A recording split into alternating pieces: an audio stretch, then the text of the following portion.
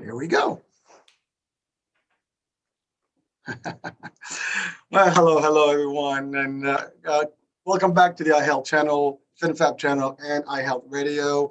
Hurricane H here, another talk show, another guest, another good stuff for you. A lot of information this week, and the topic has been uh, health, wellness, different ways to cope with these things, and also folks that have written books about real stories. Last night we had a similar guest, and today I have Debbie Emick with me, all the way from Colorado. A lot of snow. We think we have it bad; they have it worse, and we're in Jersey.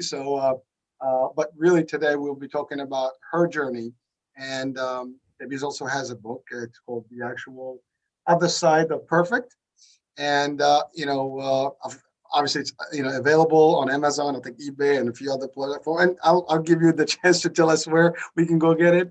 But really, Debbie's going to talk to us about her story and her illnesses and how she was able to kind of overcome all that, and not only overcome it, but really take it to the next level and share her story and her motivation and inspiration with everybody else. So tonight is going to be an interesting, very, very motivational piece of information that we all can use in our lives, because today we're healthy. You never know when things happen and then how you cope with it. So again, that being said, I'll turn it back to Debbie.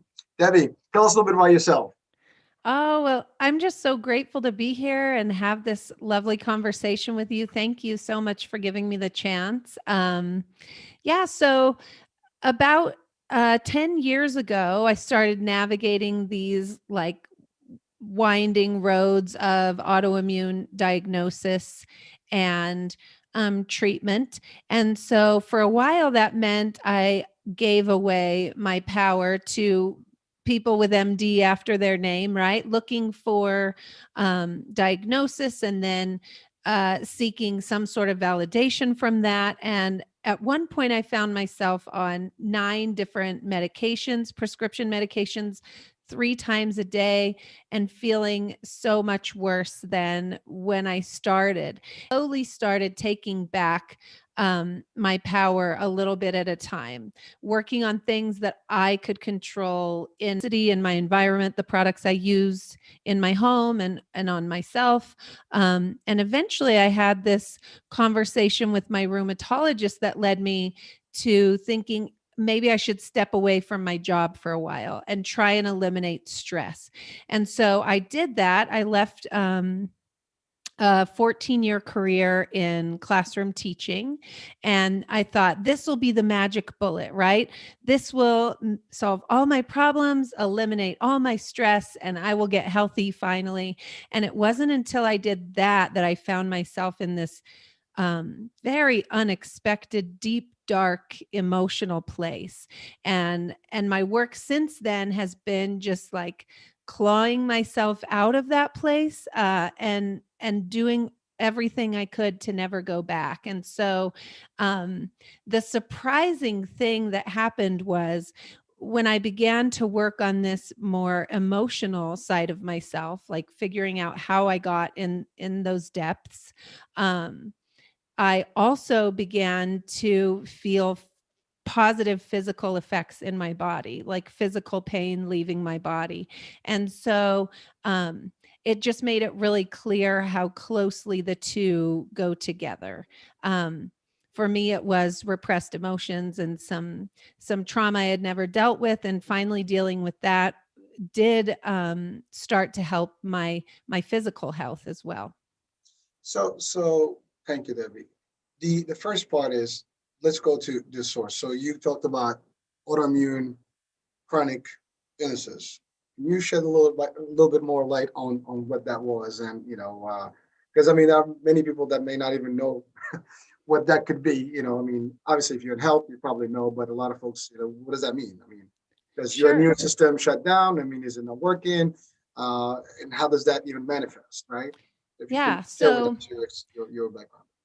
yeah, for me, there were whispers to things happening in my body for a long time, but finally, what I couldn't ignore was physical pain. So I was active like a runner. and I had to stop running. I had some severe soreness in my hip. After I would mow the lawn, I would have so much pain in my hands and wrists and elbows that I couldn't push a shopping cart in the store. After that, we like to hike, and I just had a very painful hike coming down the mountain one day where I didn't know how I was going to make it down.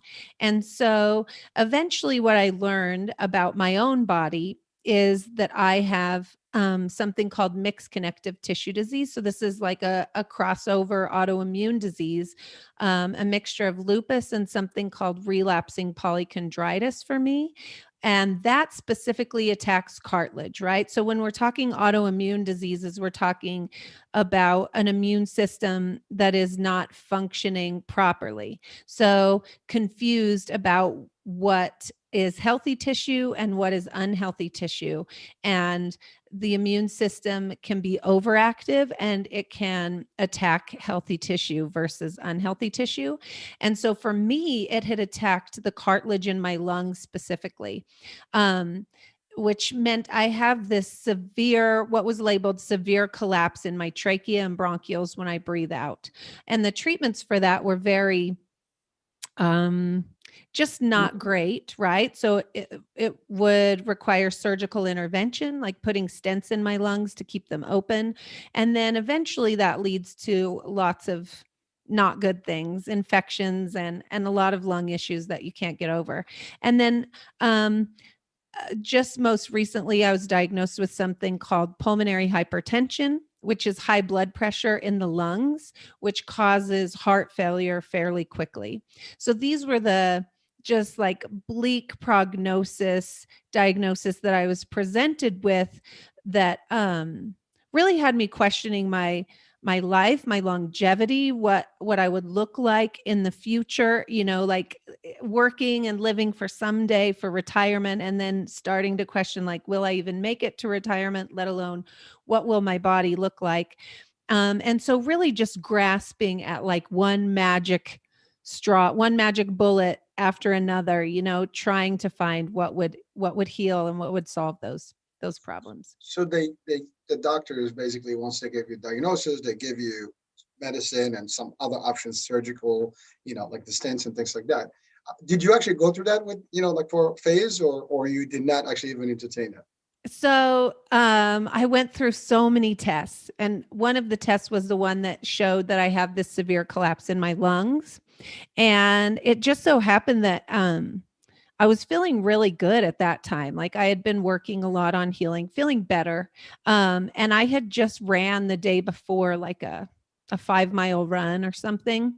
And so I came out of that surgery and I had a pulmonologist who said, like, this is the treatment for that. And I said, no way, that doesn't even make sense. So I ended up doing a lot of other tests. So one was like an exercise tolerance test. And for whatever reason, my body has adjusted to this collapse and functions okay without it at this time, without the stents. And so that was definitely my first very scariest like diagnosis that really got me thinking, like, what can I do to help prolong whatever health I have as long as I can? And fortunately, no, I haven't had to have stents placed in my lungs, and my lungs allow me to, live a very active life at this point. That's great to hear. I mean, it's it is. I mean, just hearing you talking about it and being so calm about it is a strong message itself. Because I think, a lot of us, if you hear something of that magnitude, you probably freak out. I mean, you're like, oh my God, it's over. And I mean, this happened years ago, and you hear and you get all the best attitude about it, and you telling the story. You wrote a book about it and how to move away from all that negativity that may have happened at the onset of this whole, I guess, diagnosis. Now, there was an emotional toll, I'm assuming, that took place initially, and whether it's on you, your family, and in your environment. So how did you manage all that? Certainly, I hear what you're saying. I don't always feel all put together and great, but I'm definitely at a different point now than I was when I was going through that, right? There were plenty of moments that were freak out moments and really questioning what what life had in store for me. But ultimately, I number one was faced with this decision of, do I want to live my life or do I want to spend my life like being a victim to this circumstance on the couch, laying here, not really living? I have two daughters. And so many of my choices have been just for the health of this family, like trying to truly live, right? And now, at the point I am now, I look at this as like Ryan Holiday's The Obstacle is the Way. I don't know if you're familiar with that book, but uh, the obstacle in the path becomes the path. It's a Stoic quote, Stoic philosophy. And that's how I see this now. This obstacle really showed me the way to a deeper, fuller life that I am able to live now that I wouldn't have had this not happen. It had me questioning like my true values, my true desires, um, what I really had to do, how I had to show up in the world. And it's really led to a whole other way of being for my husband and I. In a good way. And also, it pointed right at this emotional stuff that I had never dealt with. Um, uh, in this really hopeless place I was in, right? I thought I had done everything that I could do that I knew to get better. And still, I found myself in pain and sick. And now, just like very hopeless, thinking maybe it would be better if I was gone. And so, just doing the work to get out of that place has relieved me of so much also and brought me true health, um, whereas I'm able to live my life the way I want to today. So it doesn't matter how many days I have when I can live the days that I do have as fully as I'm able. That So, was, so yeah. it's deep actually, and I think for a lot of folks that are listening in or watching, you have to really to appreciate the magnitude here because sometimes when we face with the horrible and the worst nightmare, that's when we either make a stand or just collapse and it's over, right? And in your case, you did the first. You stood up and no, it's not going to go that way. I have a different plan here. And, but it takes a lot of courage. It takes a lot of, really will because, and also a whole mindset change. I mean, we talked about mindset in a lot of different shows before. And that is, I think, the big, dynamic here because changing the way you see things and the way you put yourself in a perspective can either impact you positively or negatively. And you said it, it's a hurdle. Now we can just say, that's it. It's the end of the line. Or we can say, you know what, let's just reset ourselves with a whole new way of thinking. And let's find out how I can beat this. Now you did beat it. And that's the proof of it is today. Now, but what were the things that and just again on that same note, that's the message for every one of us. I mean, today is a beautiful day. Tomorrow we don't know what's going to happen, and let's be prepared no matter what happens. That we should be able to eventually take a positive spin on things. And yes, it's going to be rough. It could be financial. People go to financial hardship. COVID-19, the pandemic has decimated a lot of households, a lot of families, a lot of folks mentally, physically, financially, and a lot of people have been able to move out of it and really succeed through it. But unfortunately, there are folks that may not have had the same outcome. Hopefully, listening to some of these messages from these shows can give you the strength. And if Debbie and any person that has the worst particular scenario where your life is at stake, can survive it and make it through, we can do this. And that's, if you think just that's going to change the whole world. And I think that's a very strong, piece to take from the show tonight and from Debbie's message and potentially her book. So Debbie, on that same note, you've healed yourself to a degree and you've managed to live, healthier. You still do things. What were the changes? What's the holistic, approach that you took or holistic treatment for that matter that you took that made the difference? Yeah. I mean, first of all, I don't want to be flippant, right? Because I hear you say these things, and I certainly don't feel courageous most of the time. Um, I beg but to there, differ. yeah, there were definitely mindset shifts that had to happen to decide to live and build the life that I wanted to build, right? But there was a lot of ugly and other things in between all of that. And what I ultimately found when I dug into my past through some somatic work. So I went to a chiropractor looking for another like superficial fix, although it was good. I thought I needed a probiotic because I was learning this relationship between our gut health and our overall health. And I was confused by like how many are out there on the market, the difference in prices, whatever. So I go to her and I say, I want a probiotic. Can you recommend a probiotic? And she kind of saw through that. And she suggested doing some energetic work and some somatic work. So like physically holding emotional pain in your body, kind of. That's what somatic means, some physical body work. Um, and I right away, being a very pragmatic, like very like Western medicine centered person, went out looking for skeptics. And I went to my husband and I was like, she wants to do this. Is it crazy? I'm not going to go back, you know? And I went to a friend, said the same thing. And they were both like, well, you've tried everything else. I don't know why you wouldn't try it. And so I went to her kind of just like checking boxes. Like, I'm going to say I did everything.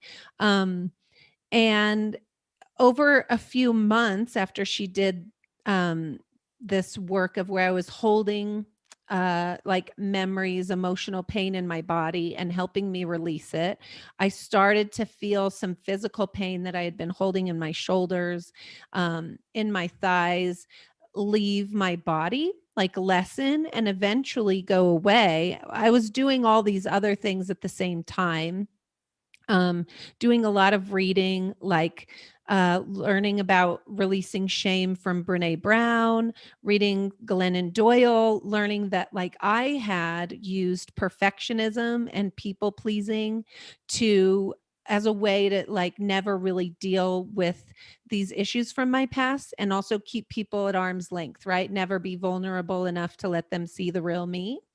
And so I was meditating and journaling and doing all of this reading and working on all of that at the same time. And what I had realized is that the work that I had done to that point with food and exercise was all another thing to add to this coping mechanism of perfectionism that I had. So I was really working on my food until I was over controlling my food, probably to a very limiting extent. And then I was overdoing it with exercise, right? Like almost to a punishing extent.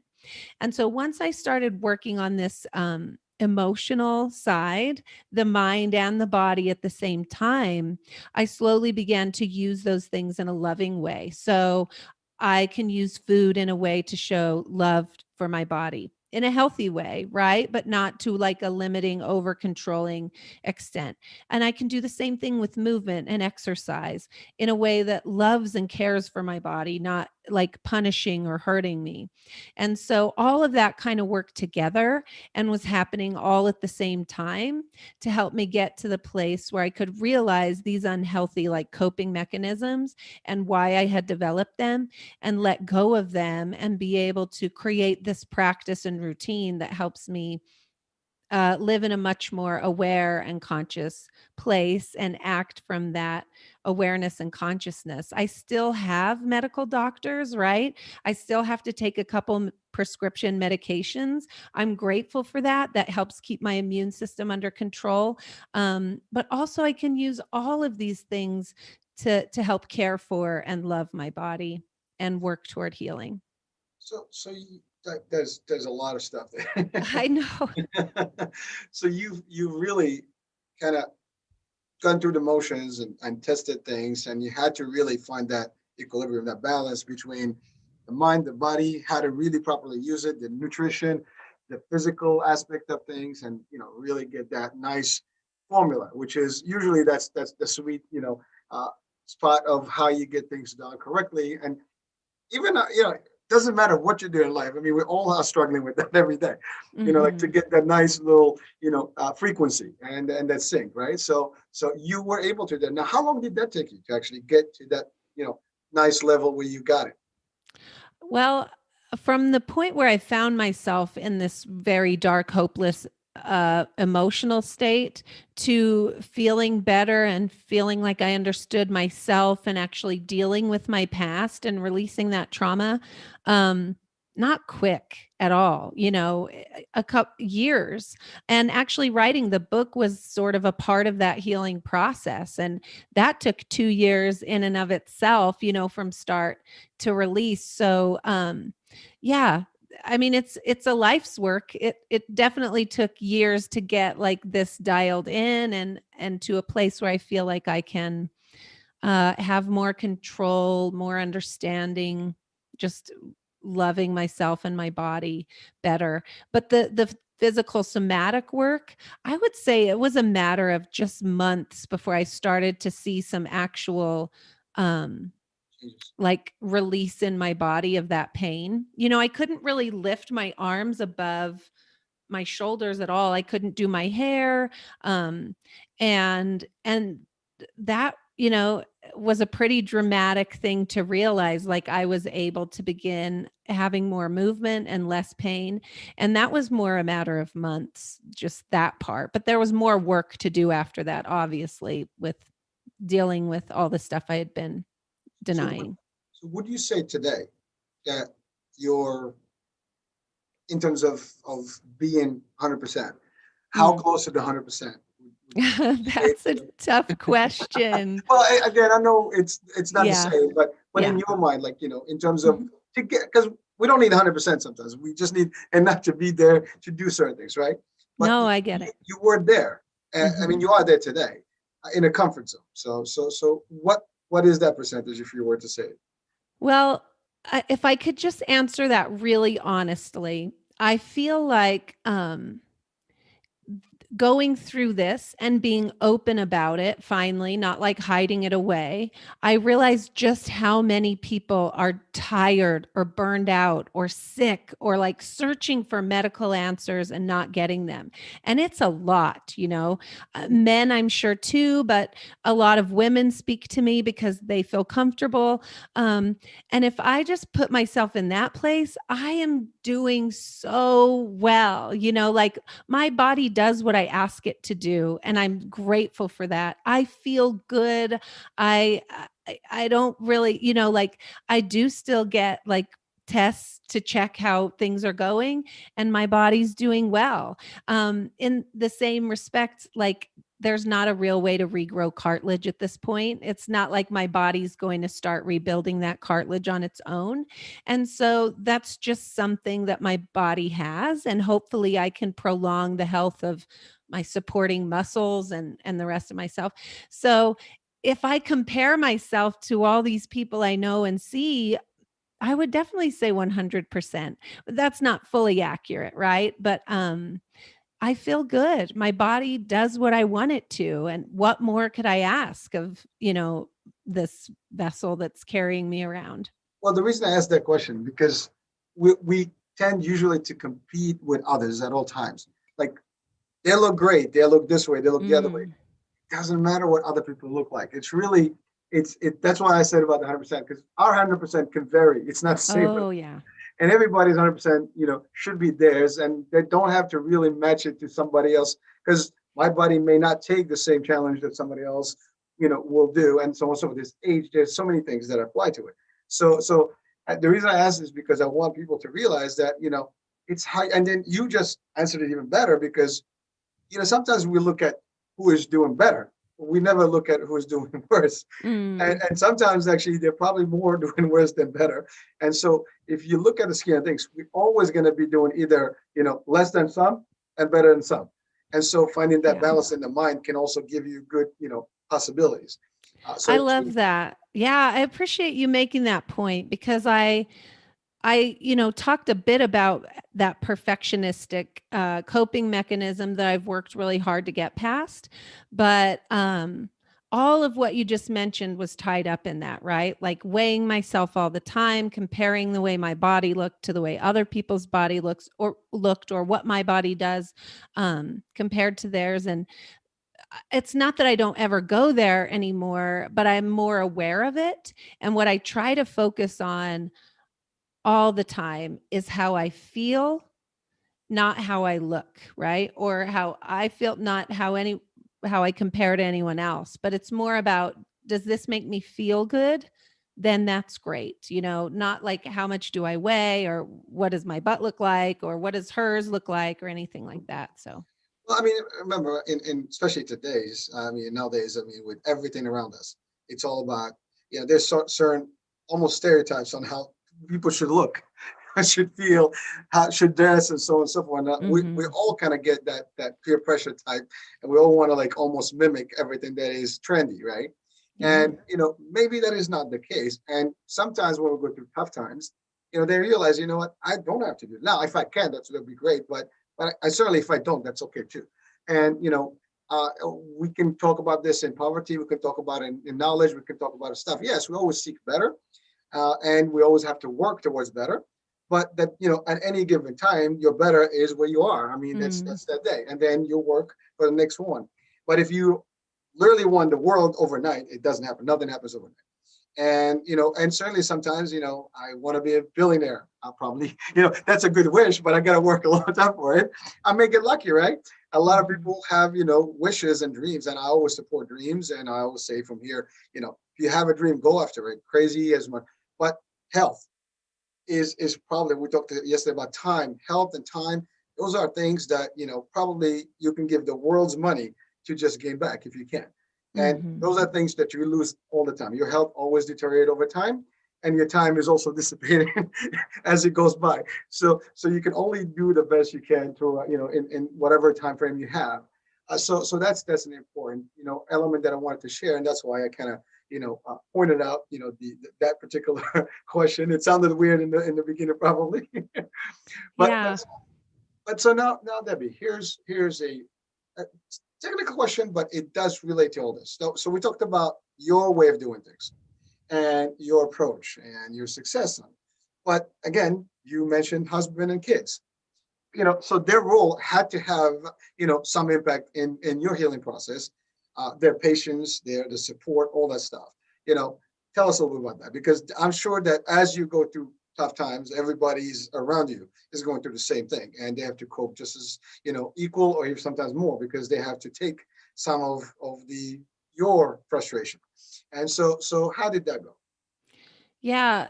That's a big part of it, right? And me changing my way of being does affect them. And so I have to say, with those relationships in my life, my husband and my daughters, those are the core relationships that I prioritize, that are important to me. And so it meant I had to communicate with them much more clearly. I had to talk to them about things I had not talked to them about. My daughters are and were very young when this started. Like, it happened right after the birth of my second daughter. And so they really haven't known a whole lot different, but just me becoming aware of my own um, unconscious patterns, routines, ways of being, uh, meant I was able to hopefully break some cycles that were unconscious. And so at first, my daughters were my only motivation for changing. Like, I didn't find a worthiness in myself, but I knew I wanted to break cycles and not perpetuate any others for them. And so I just started communicating really clearly with them, telling them stories and about myself that I had never shared before. And then with my husband, it was the same sort of thing, but communicating really clearly what I needed. Like, this people pleasing part of me um, meant that's what I did, right? I tried to make everyone happy as much as I could, and not rock the boat, and make myself look perfect and be perfect and never make a mistake. And so this was messy, and it meant I finally had to say what I needed, what I wanted, and also communicate really clearly about uh, what I had gone through that brought me to this point. And I'm really lucky that my husband came along with me.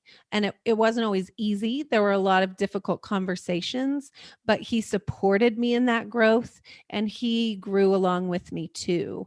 And so, yeah, those relationships are still evolving and I'm still learning how to mother and how much of this part of my health is a part of that um and I'm still learning, how to show up in this relationship with my husband, but there we're all growing and coming along together with each other. There were relationships in my life that stepped away because I started having boundaries where I didn't before, and that was fine. That's like welcomed in other people that do support me and my growth and healing and all of that.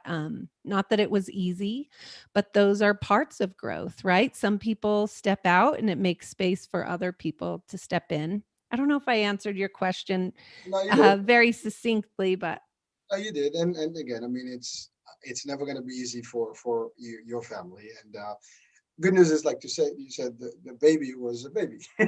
And yeah. so they missed most of that. And at that age, you don't remember much of all the potential hard days that you've had to go through. Obviously, the husband was there and stood by, and still there and Hmm. still dealing with it and supporting, and that's always a great thing to hear. So that's for family, but now your career, you had to step out of it. I mean, I'm not sure if have you gone back or are you did you resume your teaching career path or no, you just moved on completely. Yeah, I walked away from my job, like I said, thinking like, oh, this will eliminate all of my stress.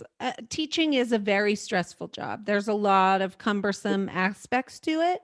Um, and so I'm not diminishing that in any way, but what I learned was the stress was inside me. It was my response to these outside things. It wasn't necessarily that job. So I left and I learned I could make anything stressful if I wanted to. So I had to learn to be aware of and control that stress response or deal with it in a healthy way. And no, I have not gone back to teaching. Walking away from teaching allowed us to create some passive income, so that it's not necessary for me to go back, unless I just wanted to, and it's allowed me to show up in the world in a whole other way, writing this book.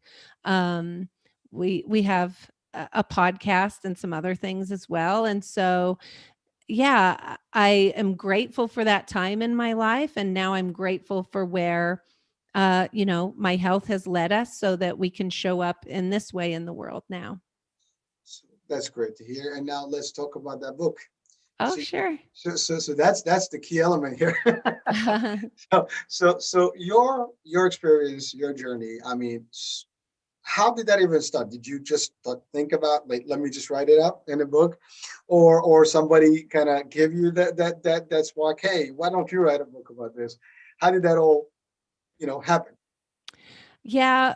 Um, like I mentioned before, all of these things were going on at the same time, kind of serendipitously. And as I was reading those other authors and going to the chiropractor and doing the somatic work and learning to meditate, I also read a book about the research about journaling to heal and like how dramatic those effects are. And it was the first time I had read about repressed emotions or repressed trauma creating physical illness in your body. So, heart disease, lung disease.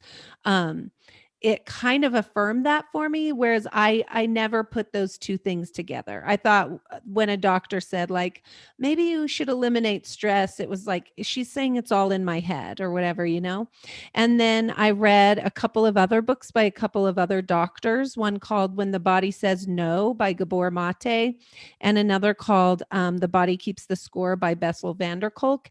And they talk about this relationship between trauma, repressed emotions, certain personality types, and what that does to our nervous system and the chronic effects of those of that nervous system response, right? The hormones and chemicals our body is releasing when we're in this fight or flight mode so often leads to chronic illness, chronic stress in the body, physical diseases. And so at first it was just like trying to heal and release that from my body.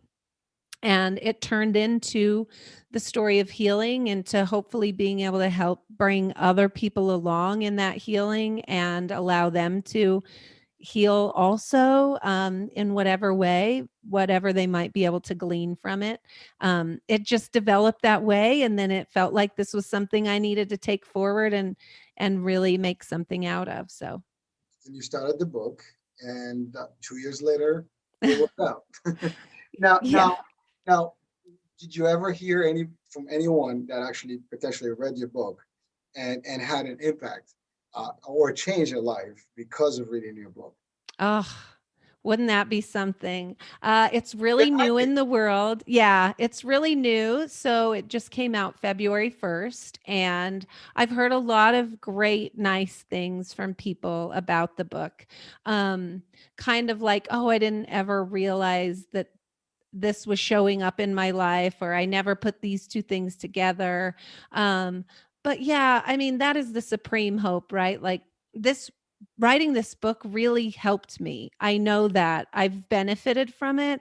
And if it could help someone else, that would be great. It's just such a baby right now that I'm getting so much good support, nice feedback. As far as someone healing or a dramatic change has yet to come, I There think. will be. Oh, We have to believe in that, right? yeah. Well, I Thank mean, you. again, it's the same way you've read books and you went through the journaling and you picked up things that helped you and got you to where you are today. I'm sure that particular book, and I think that's the cycle of life, right? We all learn from one thing and from others, and it leads to something that we create, and somebody takes that and picks that on, and so it's like almost like handing a baton to the next runner, and then it Mm. keeps going. So that's the cycle, right? I'm very hopeful that the message that we are sharing today is also contained in the book, and it will hopefully go viral. And yes, for those that are listening and watching today or later, please feel free to check out the book. And again, you probably hear the story here, but I'm sure there's more details that we're not covering on the podcast and the show here. Also, yes, I think the podcast, you do have a podcast. I guess that you do like weekly, monthly. How's your working? Yeah. So I should say the name of the book is The Other Side of Perfect: Discovering the Mind Body Connection to Healing Chronic Illness. Well, I couldn't read it all I here. know it's long, but the subtitle's kind of important. So I made sure to include it. Our podcast is an extension of something my husband and I have created together called Go Bucket Yourself. And the podcast is called One Life Live It. It's also a little baby podcast. Like we just are wrapping up our second season. We'll be starting our third season soon. And it's about empowering people to live their life for today, not someday, not put things off, but begin taking steps. You alluded to this so well that like all we can really do is take one small step at a time. And so everything we do at Go Bucket Yourself is to empower people to really get clear about what they value, what's important to them, and then start taking one small step at a time to build the life they want for themselves, their one unique life, right? Yeah, well, it is interesting because a lot of folks would probably live their life, especially when you're young, right? I mean, I realize it myself. I mean, I've changed a lot. My own personality has changed over time, and as you, I guess, mature a little bit, you start, evaluating things in your life and check in. You have your check marks, like, whoa, what happened here, and you kind of reset some things. But then when you realize time flies, and it goes quick, and then there are things that you probably took for granted, years back that you would Mhm. not take for granted. Like today, for me personally, and I share this with in public, is that every day is a great day, and you have to maximize it, and you got to do things, and whatever your dreams are, whatever there's an expiration date on that, and you got to work on it, and so that is important to realize that don't take things for granted. Health, money, it can come, it can go, And people, with a lot of money can lose their health. And sometimes you can have all you can be healthy, but you don't have money. So a lot of things can be, can happen overnight. And whatever it is, you got to live and you got to enjoy because you don't know what tomorrow brings. Hopefully the best and, great stuff. But we only have today to worry about right now, and then tomorrow's going to happen. Now, I would say also you can always plan. Planning is key. You can't just let things happen. You got to set goals.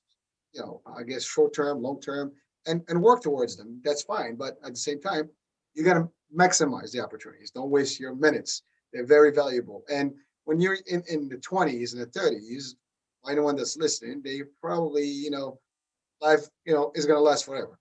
And then all of a sudden, you like in my case, you hit the 40s and you're getting closer to the 50s, if not, and boom, whoops, what happened? Half a century is gone. And so it's a big, it's a big deal. And then in your case, for example, the health piece, when you get really hit with reality that, and especially when they give you a diagnosis like this is gonna be bad. And really, and I know when in medicine, I mean, as much as they do a good bedside manner, they'll tell you the truth. And it's really what it is. You just have to live with it, and they kind of set you up a little bit to it. But it is brutal and it is crashing. And again, some people are just like, oops, or they can pull up a Debbie, Mm-hmm. make a Debbie deal here and stand up to it and make it happen. So it is important. So I think the podcast that you just mentioned is worth listening to, worth checking out. It every single thing that we're talking about here. Uh, for everyone listening and watching, you should really just take a couple of things here and just evaluate them for yourself. Check in, see if anything here relates to your life today, before, to someone around you, and then maybe make some adjustments and things will happen. You talked about holistic, review of things, and that is a big deal. Some people may not even believe that exists or that it works. You said it Mm-hmm. yourself, skeptics, right? Everybody's going, forget about it. Take 20 pills. you know, Yeah. and there's also the power of the mind, right? So there's that piece as well. If your mind thinks it, it makes it real. And so if you believe in something and you work towards it, you probably get, the outcome. So it's a lot of stuff that, at least I enjoy these conversations because I can see it actually also gives me a little bit of a vibe here. I get some nice energy from it. So I Oh, hope that's good. that energy actually drives to everyone that listens or hears this. But that's all there is. I mean, at the end of the day, there are experiences in life, and sometimes other people's experience should be lessons for us. Just because they've experienced something, that doesn't mean we might not. And sometimes we all think, oh, it only happens to it will never happen to me, but it can happen to anyone. Any of us is Mm-hmm. potentially a target when it happens to things in life. I mean, this last year was a very good example. I stated it many times. Who would have thought that the world's gonna almost end or stop, and many lives lost, all of a sudden, healthy ones, that they never thought that, oh my God. I mean, look, in your case, you were given the diagnosis, your lungs were not, functioning correctly, whatever you had, yet you were able to turn it around. And people that had the best lungs, the best everything, and overnight, we hear stories all the time, and they're really sad stories, and they're very, very, like, emotionally, driven, but it is what life is about. And so take in some of the positive feedback here, that, what, enjoy the day, always be positive. And that's another power of positivity, because I think that makes a whole different, aspect of life. Because if you're negative, everything around you will probably be bad.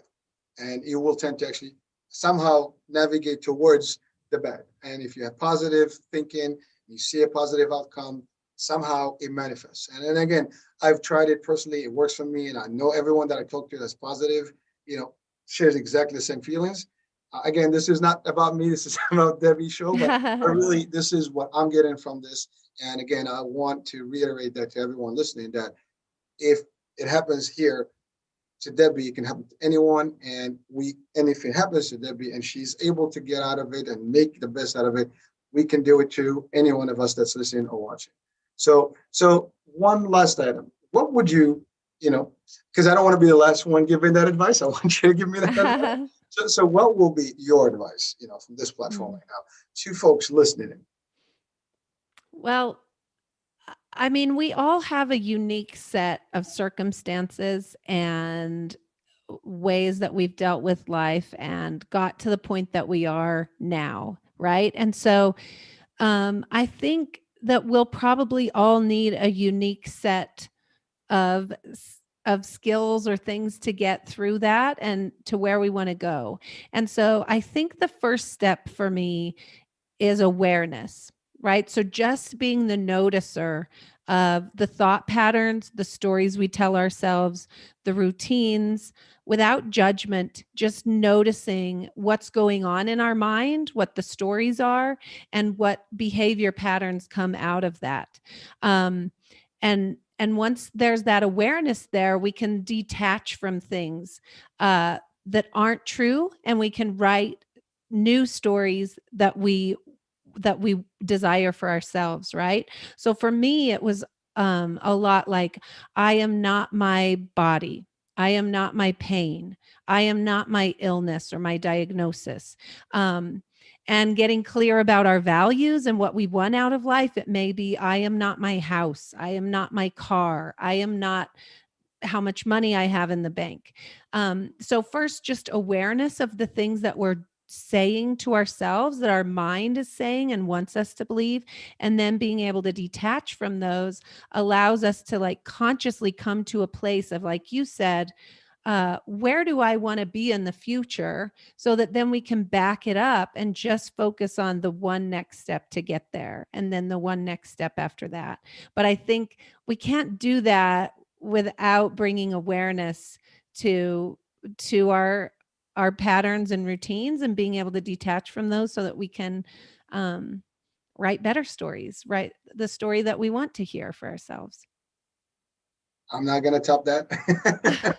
I think that summarizes the message that we wanted to actually share tonight. Debbie, thank you for being with us and sharing your story and your success, real success. And for the book, it is available, I think, on Amazon, eBay. You will have a description for the book and also the podcast on the description of the show. So check it out, and give her some love. And yeah, I mean, I think it's worthy of taking some elements from that book and maybe applying in our life, or maybe even sometimes helping others with that content, the content that we will be able to take from it. So that being said, thank you for watching on the iHealth channel, Fit and Fab channel, and listening to iHealth Radio. Debbie, thank you very much. We'll be talking tomorrow for another unique show and more cool stuff and good stuff. Talk to you later. Ciao, ciao. Bye bye.